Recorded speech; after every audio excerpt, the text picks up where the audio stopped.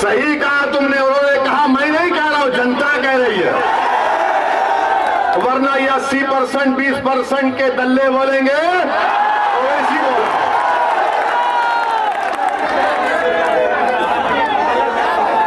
2017 का विधानसभा हुआ, क्या आपने बीजेपी को वोट नहीं दिया तो कैसे योगी मुख्यमंत्री बन गए? कैसे बने योगी मुख्यमंत्री बताओ? आपसे सवाल नहीं कर रहा हूं, मैं उन लोगों से कर रहा हूं जो जसरुद्दीन ओवैसी पर उंगली उठाते हैं। हम जब दलाल देते हैं, प्रूफ देते हैं, तो इनकी जबान खामोश हो जाती है और खामोश बैठ जाते, समझ में नहीं आता कि इससे कैसे मुकाबला करें। 2019 का लोकसभा का चुनाव हुआ, ये मेरठ की पार्लियामेंट की सीट है ना, ये मेरठ, ये किठौर मेरठ सांसद की विधानसभा लोकसभा में आता है ना। बताइए आप, क्या आपने जो बीजेपी को वोट नहीं दिया कैसे जीत गया? यहां से वो कैसे जीत गया? अखिलेश यादव ने 3 इलेक्शन हार गए। अखिलेश यादव 14 का, 17 का और 19 का 3 इलेक्शन अखिलेश यादव हार चुके हैं। और अगर आप अपने वोट की कीमत और अहमियत को नहीं समझेंगे तो फिर नुकसान आपका होगा, अखिलेश यादव का नहीं होगा। अखिलेश यादव आराम से बैठे, अखिलेश यादव के घर पर आकर कोई नारा नहीं लगाता कि अखिलेश कब्रिस्तान या पाकिस्तान के नारे सुनना हमारे मुकद्दर में लिखा हुआ है। अखिलेश यादव के घर पर आकर कोई पत्थर नहीं फेंकता, मेरे घर पर आकर पत्थर फेंकता है। अखिलेश यादव जेल को नहीं जाएंगे, जेल को जाना हमारा मुकद्दर बना दिया गया।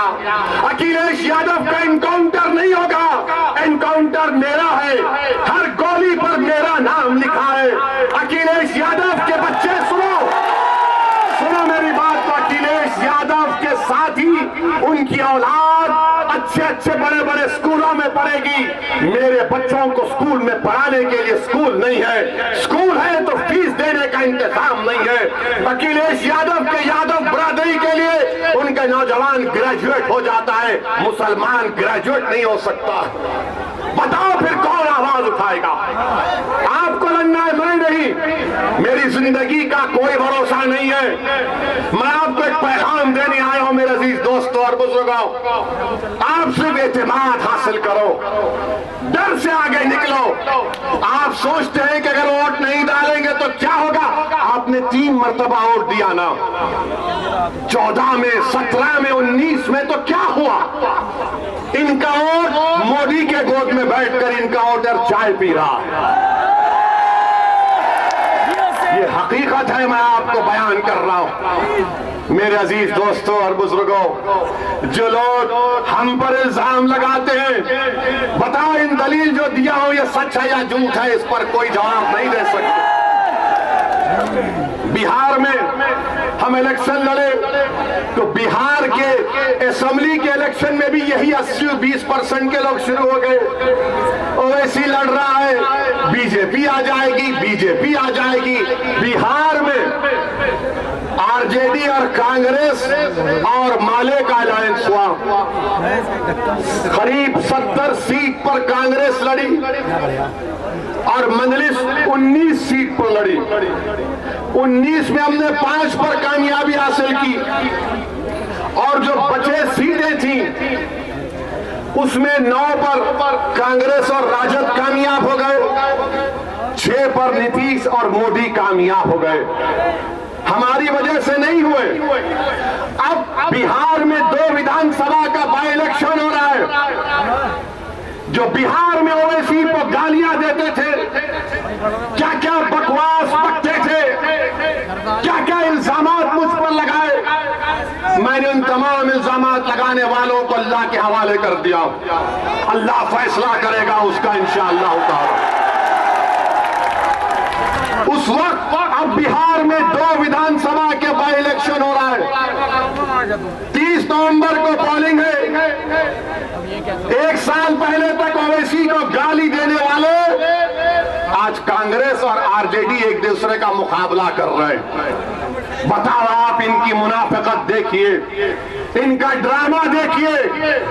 आरजेडी लालू और कांग्रेस के राहुल एक तरफ दोनों लड़ रहे हैं, और अगर कल वहां पर जेडीयू जीत जाएगी तो किस पे इल्जाम लगाएंगे? ये इल्जाम ये लगाएंगे, नहीं असदुद्दीन ओवैसी लड़ा नहीं, मगर किठौर में भड़काऊ भाषण दिया, उसका असर वो बिहार में होगा। अरे पापियों, अगर 50 साल का बच्चा शादी नहीं करता तो मैं जिम्मेदार?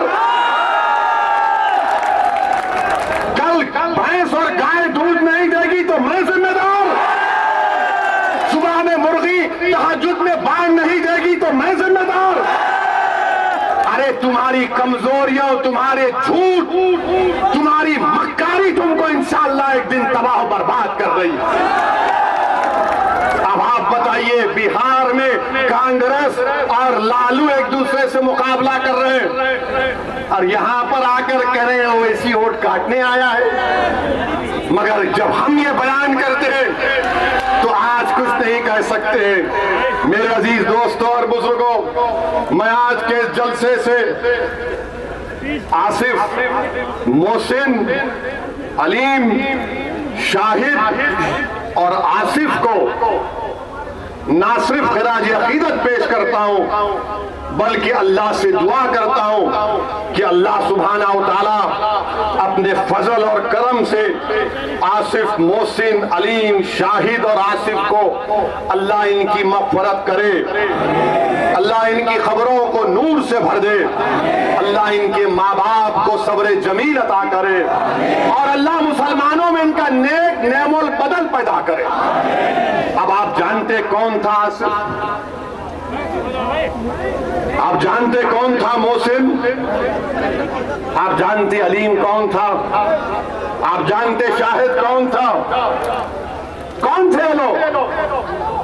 ये हाल है हम मुसलमानों का कि दौर के नौजवानों, मैं तुमसे शिकायत करने आया हूं कि जिन बच्चों को पुलिस ने गोलियों का निशाना बना दिया CAA में, मीरठ में, तुम उनका नाम भूल गए? नहीं, थाली मारने के लिए नहीं, याद दिला रहा हूं, ये मरने वाले किसी के बेटे थे, किसी का भाई था, किसी का शौहर था, किसी की जिम्मेदारी थी, जो आज वो लोग महरूम हो चुके, हम भूल चुके। ये हाल हम मुसलमानों का है, जिनके सीनों पर गोलियां मार दी गई, इसलिए मारा गया क्योंकि मुसलमान थे, और आप उनको भूल रहे। याद रखो इन लोगों को, याद रखो इन लोगों को, ये मरे नहीं, ये जिंदा हैं, ये शहीद है, अल्लाह की राह में उन्होंने अपनी जानों को कुर्बान किया। अल्लाह ने कुरान में फरमाया कि इनको गिज़ा दी जाती है। आसिफ को गोली मारने वालों, मोहसिन को गोली मारने वालों, अलीम और शाहिद को मारने वालों, सुनो, ये जिंदा है, तुम्हारी गोलियों ने इनको खत्म किया होगा, मगर इनके जिस्मों को खत्म किया होगा, हमारा जिंदा है, ये शहीद है, और अल्लाह के पास इंसाफ होगा इंशाअल्लाह ताला। जिन जालिमों ने, जिन जालिम हुकूमत ने हमारे बच्चों को हमसे छीना है, जिन पुलिस के लोगों ने अपने नापाक उंगलियों से गोलियां चलाई है, तैयार हो जाओ, अल्लाह इंसाफ करेगा इंशाअल्लाह ताला। हम कुछ नहीं करेंगे, हम जमहूरियत में लड़ेंगे। हमारे पास हथियार नहीं है पुलिस वालों, हमारे पास ये हमारे हाथ, हमारे हथियार है, ये हमारे हाथ हथियार है, जो अल्लाह के सामने रो रो कर भीख मांगेंगे, अल्लाह तेरे उम्मत मोहम्मदी के बच्चे को मारा गया, तू इंसाफ कर, हम बेबस है। मेरे अजीज दोस्तों और बुजुर्गों, आसिफ, मोहसिन, अलीम और शाहिद की कुर्बानी को याद रखो, याद रखो, भूलो मत इन लोगों को। और वहीं पर मेरे अजीज दोस्तों, बुजुर्गों, अब आप देख रहे हैं कि अगर किसी की मौत होती है पुलिस के एट्रॉसिटी की वजह से, हर पार्टी का लीडर पहुंच जाता है। अखिलेश पहुंचते हैं, कांग्रेस की मोहतरमा पहुंच जाती। हम इनसे पूछना चाह रहे कि बबूतरा गांव प्रतापगढ़ का तौफीक, जिसको पुलिस ने फेक एनकाउंटर में मार दिया, क्यों नहीं जाएंगे उनके पास? नहीं जाएंगे। उन्नाव का फैसल, तरकारी बेचने वाला, पुलिस कस्टडी में मर गया, कोई नहीं जाएगा। गोरखपुर में गुप्ता साहब को मारा गया, मर गया, हमने उसको कंडेम करते तो अखिलेश कानपुर जाकर उनके परिवार को 21 लाख का चेक देते। 21 लाख का। क्या फैसल को नहीं देना चाहिए था? क्या तौफीक को नहीं मिलना चाहिए था? मेरे अजीज दोस्तों और बुजुर्गों, ये इसलिए नहीं करते, इसलिए तौफीक और फैसल के पास नहीं जाते क्योंकि अगर उनके पास जाएंगे तो दूसरों का वोट नहीं मिलेगा। खुला कहते अगर हम जाएंगे तो दूसरों का वोट नहीं मिलेगा, तो फिर तुम हमसे क्यों वोट मांगते हो? हम क्या तुम्हारे गुलाम हैं? हम क्या, हमारे मुकद्दर में लिखा है कि एक को डाले बाप को डाले, बेटे को भी मुख्यमंत्री बनाया, एक एक परिवार से 3-3 को प्रधानमंत्री बनाया, कितनों को यहां पर विधानसभा भी जाया, सांसद बनाया, मगर इंसाफ कहां हुआ बताओ? यही मजलिस की लड़ाई है इंसाफ की। मेरे अजीज दोस्तों और बुजुर्गों, फिर मौलाना कलीम सिद्दीकी को जानते मौलाना कलीम सिद्दीकी को? कितने लोग जानते? हाथ उठाओ। वही हाथ ऐसा ही लोगों को। कितनों ने कलीम सिद्दीकी का नाम लिया? कौन सी पार्टी ने नाम लिया बताओ? क्या सपा ने लिया? क्या बीएसपी ने लिया? क्या कांग्रेस ने लिया? क्यों नहीं लेते? पूछो अपने आप से। इसलिए नहीं लेते कि कलीम का नाम लेंगे तो शाम नाराज हो जाएगा। अगर कलीम का नाम लेंगे तो शाम नाराज हो जाएगा। अगर कलीम का नाम लेंगे तो योगी नाराज हो जाएगा। अगर कलीम का नाम लेंगे तो मोदी नाराज हो जाएगा।